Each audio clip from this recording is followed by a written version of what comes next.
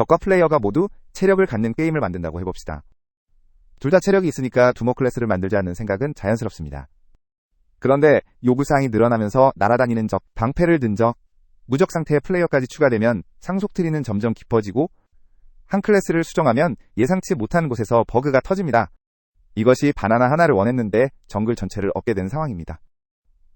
이 영상에서는 상속과 컴포지션이 각각 어떻게 동작하는지 IL 수준까지 들여다보고 어떤 상황에서 어떤 방식을 선택해야 하는지 판단 기준을 세워보겠습니다. 먼저 상속입니다. 상속은 영어로 is 관계, 즉 나는 물결표의 한 종류다 라는 관계를 코드로 표현하는 방법입니다. 레고 블럭에 비유하면 상속은 기존 블럭 위에 새 블럭을 쌓아 올리는 것입니다. 아래 블럭, 즉 부모 클래스를 떼어낼 수 없고 아래 블럭의 구조가 바뀌면 위 블럭인 자식 클래스도 흔들립니다. 여기서 핵심 키워드가 바로 오버라이드입니다. 기반 클래스에서 버추얼로 선언한 메서드를 파생 클래스에서 오버라이드로 재정의하면 하면 부모 타입 변수로 호출해도 자식의 구현이 실행됩니다. 이것이 다형성의 핵심입니다. 코드를 보겠습니다. 유닛이라는 기반 클래스의 HP 필드와 버추얼로 선언된 테이크 데미지, 다이 메서드가 있습니다. 네 번째 줄의 버추얼 키워드가 핵심입니다. 이 키워드가 있어야 파생 클래스에서 오버라이드가 가능합니다. 플레이어 클래스를 보면 17번째 줄처럼 오버라이드 키워드로 테이크 데미지를 재정의하고 있습니다. 방어력 5를 적용한 뒤 베이스점 테이크 데미지를 호출해서 부모의 구현을 이어봤습니다. 플라잉 에너미도 마찬가지입니다. 31번째 줄처럼 이즈 플라잉 상태에 따라 피해를 절반으로 줄인 뒤 베이스점 테이크 데미지를 호출합니다. 그리고 33번째 줄과 34번째 줄처럼 다이를 재정의해서 추락 효과를 냅니다. 플레이어는 유닛의 한 종류이고 플라잉 에너미도 유닛의 한 종류입니다. 이것이 EGA 관계입니다.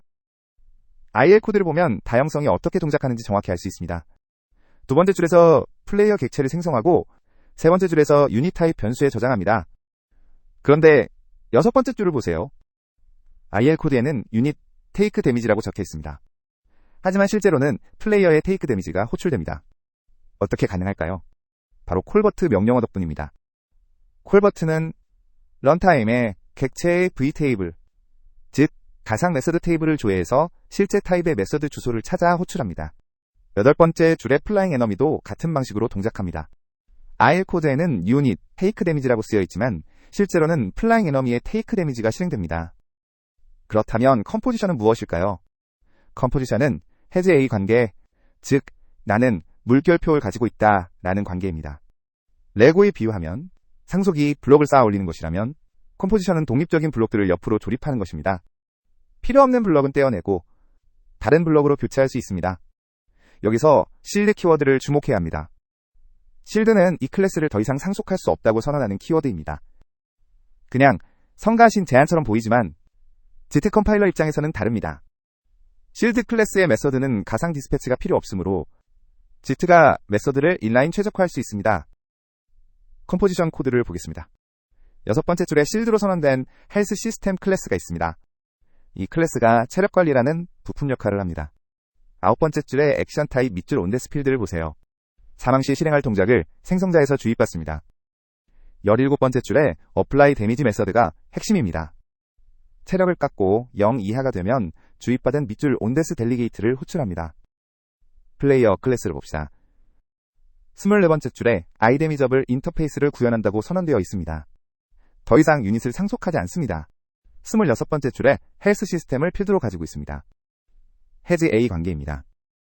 33번째 줄에 테이크 데미지를 보면 방어력을 적용한 뒤 36번째 줄에서 밑줄 헬스.어플라이 어플라이 데미지를 호출합니다. 체력 관리를 부품에 위임하는 것입니다. 폭발 상자가 체력이 필요해지면 어떻게 할까요? 헬스 시스템 필드 하나만 추가하면 됩니다. 상속 트리를 전혀 건드릴 필요가 없습니다. IL 코드에서 컴포지션의 특징이 명확하게 드러납니다. 상속 방식에서는 콜버트로 부모의 메서드를 직접 호출했지만 컴포지션에서는 다릅니다. 세 번째 줄을 보면 LDFLD 명령어로 밑줄 헬스 부품 필드를 스택에 올립니다. 그런 다음 다섯 번째 줄에서 그 부품 객체의 어플라이 데미지를 호출합니다. 부모의 내부 구현에 직접 묶이는 것이 아니라 부품 객체를 꺼낸 뒤 그 객체의 메서드를 호출하는 것입니다. 이 차이가 헬스 시스템을 자유롭게 수정할 수 있게 만드는 이유입니다. 메모리 레이아웃을 살펴보겠습니다. 상속에서는 뉴 플라잉 에너미를 호출하면 부모인 유닛의 필드와 자식인 플라잉 에너미의 필드가 하나의 힙 객체 안에 연속으로 배치됩니다.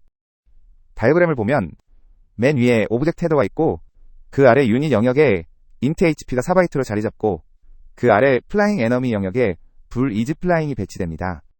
힙 할당은 딱 1회입니다. 이것이 상속의 성능 이점입니다. 별도의 부품 객체를 만들 필요 없이 하나의 메모리 블럭에 모든 데이터가 들어갑니다. 하지만 이 구조가 강한 결합의 원인이 됩니다. 유닛에 필드를 추가하면 모든 파생 클래스의 메모리 레이아웃이 변경됩니다. 컴포지션에서는 어떻게 될까요?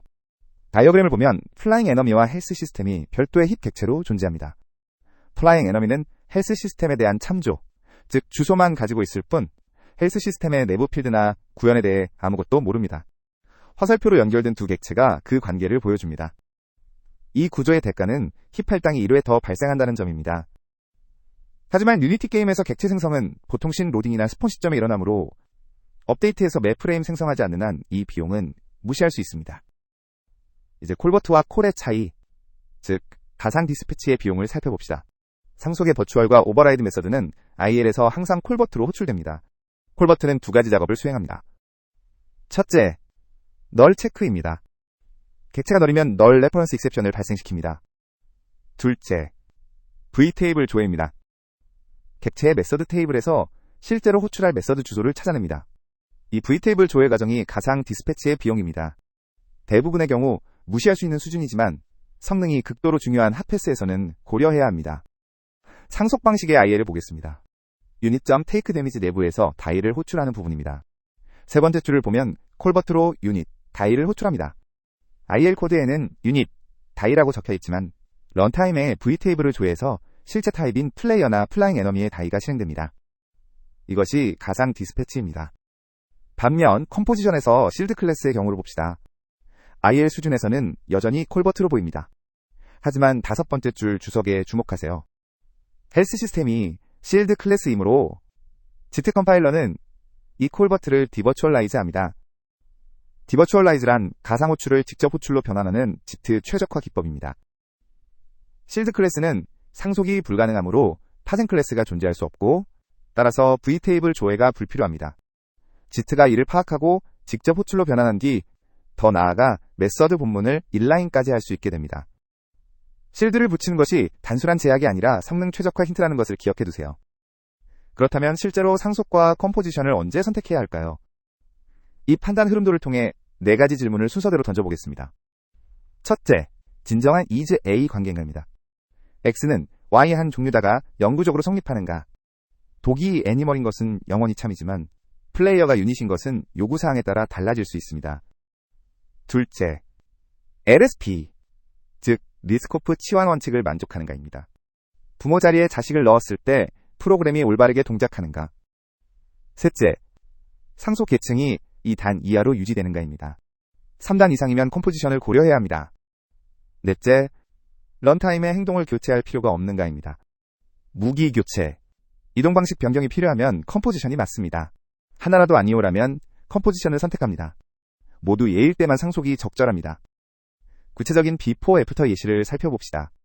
적의 이동 방식을 상속으로 구현하면 어떤 문제가 생길까요? 날아다니던 적이 날개가 부러져서 걸어야 하는 상황을 생각해보세요. 상속 방식에서는 이 요구사항을 처리할 수 없습니다. 코드를 보겠습니다. 에너미는 걷고 플라잉 에너미는 날아다닙니다. 상속으로 이동 방식이 클래스 타입에 묶여 있습니다. 이제 11번째, 12번째 줄의 주석을 보세요. 날아다니던 적이 날개가 부러져서 걸어야 한다면 어떻게 해야 할까요? 플라잉 에너미 객체를 삭제하고 에너미를 새로 생성해야 합니다. 그러면 체력, 위치, 모든 게임 상태를 잃게 됩니다. 이것이 상속으로 행동을 고정했을 때의 치명적인 단점입니다. 이 문제를 컴포지션으로, 정확히는 스트래터지 패턴으로 해결할 수 있습니다. 스트래터지 패턴은 행동을 인터페이스로 캡슐하고 런타임의 구현체를 교체하여 객체의 동작을 동적으로 변경하는 디자인 패턴입니다. 행동 자체를 부품으로 만드는 것입니다. 코드를 보겠습니다. 첫 번째 줄에 iMovement 인터페이스가 있고 6번째 줄에 워크 무브먼트와 11번째 줄에 플라이 무브먼트가 각각 실드 클래스로 구현되어 있습니다. 이동 방식이 클래스 타입이 아니라 교체 가능한 부품으로 분리되었습니다. 캐릭터 클래스를 보면 16번째 줄에서 밑줄 무브먼트를 iMovement 인터페이스 타입으로 선언하고 있습니다.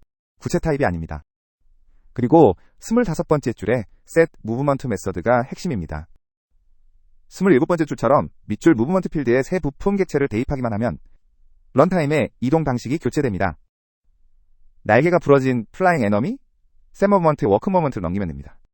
체력이나 위치 등 다른 상태는 전혀 건드리지 않아도 됩니다. IL 코드로 런타임 행동 교체가 어떻게 이루어지는지 확인해 봅시다. 세 번째 줄에서 LDFLD로 밑줄 무브먼트 필드를 로드하고 네 번째 줄에서 콜버트로 무브를 호출합니다. 그 아래 여섯 번째, 일곱 번째 줄을 보면 워크 무브먼트를 생성해서 캐릭터에 주입하고 퍼폼 무브를 호출하면 워킹이 출력됩니다. 그런 다음 13번째, 14번째 줄처럼 플라잉 무브먼트를 생성해서 셋 무브먼트로 교체하면 같은 퍼폼 무브 호출이 플라잉을 출력합니다. 동일한 캐릭터 객체를 유지한 채로 행동만 교체된 것입니다. 유니티에서 무기 교체, 이동 방식 변경, AI 상태 전환에 이 패턴이 널리 사용됩니다. 이제 유니티 실전 코드를 봅시다. 유니티의 게임 오브젝트 플러스 컴포넌트 시스템 자체가 컴포지션의 교과서적 구현입니다. 각 기능을 모노 비헤이비어를 상속한 독립적인 컴포넌트로 만들고 필요한 것만 게임 오브젝트에 붙이는 방식입니다. 코드를 보겠습니다. 플레이어 무브먼트와 헬스가 각각 독립적인 모노 비헤이비어 컴포넌트입니다. 여기서 중요한 것이 8번째 줄입니다. get 컴포넌트를 스타트에서 한 번만 호출하고 밑줄 RB에 캐싱합니다. get 컴포넌트는 게임 오브젝트에 붙은 컴포넌트를 탐색하는 비용이 있습니다. 업데이트에서 매 프레임 호출하면 불필요한 오버헤드가 발생하므로 반드시 스타트나 어웨이크에서 캐싱해야 합니다. 31번째, 32번째, 33번째 줄 주석을 보세요. 플레이어에 플레이어 무브먼트와 헬스를 붙이면 이동과 체력이 완성됩니다. 적에게도 헬스만 붙이면 체력 시스템을 재사용할 수 있습니다. 폭발 상자에도 헬스만 붙이면 파괴 가능한 오브젝트가 됩니다. 모노 비헤이비어를 상속하는 것은 유니티 엔진의 생명주기에 연결되기 위한 프레임워크 요구사항입니다. 하지만 게임 로직은 컴포넌트를 조립하는 컴포지션으로 구현합니다. 이것이 유니티의 기본 설계 철학입니다. 이제 상속의 함정을 살펴보겠습니다. 첫 번째 함정은 깨지기 쉬운 기반 클래스 문제, 영어로 프레자일 베이스 클래스 프라블럼입니다. 상속의 가장 위험한 함정은 자식 클래스가 부모 클래스의 내부 구현에 의존하게 되는 것입니다. 여기서 new 키워드가 등장합니다. 오버라이드와 달리 new는 메서드 숨기기를 수행합니다. 같은 이름의 메서드를 재정의하지만 다형성이 동작하지 않습니다. 부모 타입 변수로 호출하면 부모의 메서드가 실행됩니다. 예시를 보겠습니다. 리스트를 상속한 카운팅, 리스트입니다. 애드를 호출할 때마다 애드 카운트를 증가시키려는 의도입니다. 첫 번째 줄처럼 리스트를 상속하고 new 키워드로 애드와 애드레인지를 재정의했습니다. 그런데 15번째 줄을 보세요. 애드레인지에서 items.count로 애드 카운트를 증가시킨 뒤 base.addrange를 호출합니다. 여기에 숨겨진 위험이 있습니다. 리스트의 애드레인지가 내부적으로 dis.add를 호출하는지 여부에 따라 애드 카운트가 중복으로 카운트될 수 있습니다. IL 코드를 보면 문제가 명확해집니다. 네 번째 줄에서 부모의 애드레인지를 직접 호출합니다. 다섯 번째 줄 주석처럼 리스트의 애드레인지 내부가 dis.add를 호출하는지 여부는 단넷 런타임 버전에 따라 달라질 수 있습니다. 오늘 잘 동작하던 코드가 런타임 업데이트 후 깨질 수 있습니다. 이것이 깨지기 쉬운 기반 클래스 문제의 본질입니다. 부모 클래스의 내부 구현을 알아야 자식 클래스가 올바르게 동작하는 상황 자체가 설계 문제입니다. 컴포지션으로 해결한 세이프 카운팅, 리스트를 보겠습니다. 첫 번째 줄을 보면 리스트를 상속하지 않습니다. 대신 네 번째 줄처럼 리스트를 필드로 가지고 있습니다. 그리고 애드레인지에서 16번째 줄처럼 포이치 루프 안에서 자신의 애드를 호출합니다. 리스트의 내부 구현에 전혀 의존하지 않으므로 리스트가 어떻게 변경되어도 애드 카운트는 항상 정확하게 카운트됩니다. 예측 가능한 코드가 만들어집니다. IL 코드를 보면 차이가 명확합니다. 네 번째 줄에서 세이프 카운팅, 리스트, 자신의 애드를 콜로 호출합니다. 부모의 애드레인지가 아닙니다. 다섯 번째 줄 주석처럼 리스트의 내부 구현과 무관하게 항상 정확히 카운트됩니다. 상속 방식과 비교하면 상속은 부모에게 위임하고 부모의 내부 구현에 의존했지만 컴포지션은 자신이 직접 제어함으로 예측 가능합니다. 두 번째 함정은 유니티에서 깊은 상속 트리입니다. 세 번째 줄부터 여섯 번째 줄을 보세요. 엔티티, 리빙 엔티티, 캐릭터, 플레이어, 워리어, 모노비 헤이비어까지 포함하면 6단 상속입니다. 이것이 바로 바나나 하나를 원했는데 정글 전체를 얻게 되는 상황입니다. 워리어에 작은 기능 하나를 추가하려면 5개의 클래스를 모두 이해해야 합니다. 게다가 유니티의 IL2CPP AOT 컴파일에서 깊은 상속 트리는 V테이블 크기를 키우고 코드 사이즈를 증가시킵니다. 컴포지션으로 해결하면 어떻게 될까요? 워리어 게임 오브젝트에 필요한 컴포넌트만 붙입니다. 헬스, 밀리 어택, 플레이어 인풋, 무브먼트. 각 컴포넌트는 독립적이므로 하나를 수정해도 나머지에 영향이 없습니다. 마법사로 바꾸고 싶다면 밀리 어택 대신 매직 어택을 붙이면 됩니다. 상속 트리를 전혀 수정할 필요가 없습니다. 세 번째 함정입니다. 인터페이스를 쓰면서도 강한 결합을 만드는 실수입니다. 첫 번째 줄을 보면 게임 매니저가 있고 네 번째 줄에서 밑줄 무브먼트를 워크 무브먼트 구체 타입으로 선언합니다. 여덟 번째 줄처럼 밑줄 무브먼트.무브를 호출하지만 워크 무브먼트를 플라이 무브먼트로 교체할 수 없습니다. 컴포지션을 쓴다고 하면서 구체 타입에 의존하면 상속과 같은 강한 결합이 됩니다. 올바른 방법은 첫 번째 줄처럼 밑줄 무브먼트를 iMovement 인터페이스 타입으로 선언하는 것입니다. 그리고 여덟 번째 줄처럼 init 메서드에서 외부에서 구현체를 주입받습니다. 그러면 13번째 줄에 밑줄 movement.move는 런타임에 교체 가능합니다. 컴포지션의 핵심은 인터페이스 타입으로 부품을 선언하는 것입니다. 구체 타입으로 선언하는 순간 컴포지션의 유연성이 사라집니다. C# 버전별 변화를 살펴보겠습니다. C# 8.0 이전에는 인터페이스에 기본 구현을 넣을 수 없었습니다. 공통 동작을 제공하려면 추상 클래스를 상속해야 했는데 이것이 불필요한 상속을 강제하는 원인이 되었습니다. 비포 코드를 보겠습니다. 로깅 기능을 제공하는 로거블 추상 클래스가 있습니다. 첫 번째 줄처럼 로그 메서드를 추상 클래스에 넣었습니다. 그런데 일곱 번째, 여덟 번째 줄 주석을 보세요. 플레이어가 모노 비헤이비어도 상속해야 하고 로거블도 필요하다면 어떻게 할까요? C#은 다중상속을 지원하지 않으므로 불가능합니다.